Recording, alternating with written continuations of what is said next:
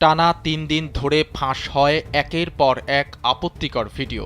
সেখানে আওয়ামী লীগ ও ছাত্রলীগ নেতা এবং জনপ্রতিনিধিরা থাকলেও সব ভিডিওতে দেখা যায় এক তরুণীকেই। বরগুনার তালতলীর এসব ঘটনা নিয়ে ছড়িয়ে পড়েছে নানা মুখরোচক গল্প। খোঁজ নিয়ে জানা যায়, স্থানীয় জনপ্রতিনিধি ও বিত্তশালীদের বেছে বেছে টার্গেট করছেন লামিয়া নামের এক তরুণী। ভাইরাল হওয়া ৩টি ভিডিওতে আলোচিত ইশরাত জাহান লামিয়ার সঙ্গে অত্যন্ত আপত্তিকর অবস্থায় দেখা গেছে তালতলীর নিশানবাড়িয়া ইউনিয়নের চেয়ারম্যান ও নিশানবাড়িয়া ইউনিয়ন আওয়ামী লীগের সহসভাপতি কামরুজ্জামান বাচ্চু।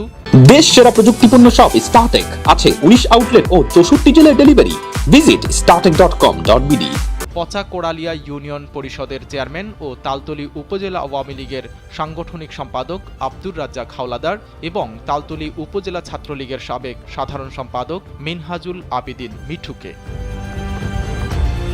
এভাবে একের পর এক ভিডিও ফাঁস হতে থাকলে এর রহস্য অনুসন্ধানে নামে কালবেলা।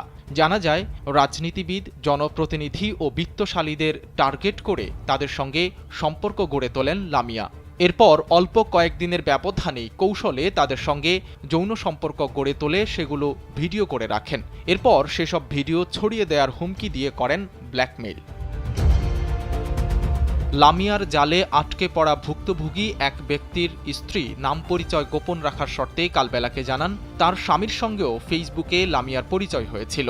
এরপর প্রেমের ফাঁদে ফেলে এভাবেই ভিডিও নেন লামিয়া এবং টাকা দাবি করেন। বরগুনা কোর্টে এর নামে মামলা আছে, এই সে স্বামীর নামে মামলা করছিল। মামলা মানে চলমান নাকি। এর সে আরো কয়েকটা ছেলে জেলেও আছে এখনো। মামলায় যাবত মনে হয় সে এরকম বিভিন্ন মানুষের নামে অভিযোগ দিয়ে বেড়ানোই তার কাজ। অনেক জীবন ধ্বংস করছে সে, আমার জীবনটাও সে ধ্বংস করছে। এদিকে নিজের আপত্তিকর ভিডিও ফাঁস হওয়ার পর তালতলীর নিশানবাড়িয়া ইউনিয়ন আওয়ামী লীগের সহসভাপতি কামরুজ্জামান বাচ্চু তালতলী থানায় পর্নোগ্রাফি নিয়ন্ত্রণ আইনে মামলা দায়ের করেন আলোচিত ওই তরুণী ইশরাত জাহান লামিয়ার বিরুদ্ধে। পরে পুলিশ লামিয়া এবং সবুজ নামে তার এক সহযোগীকে গ্রেফতার করতে সক্ষম হয়।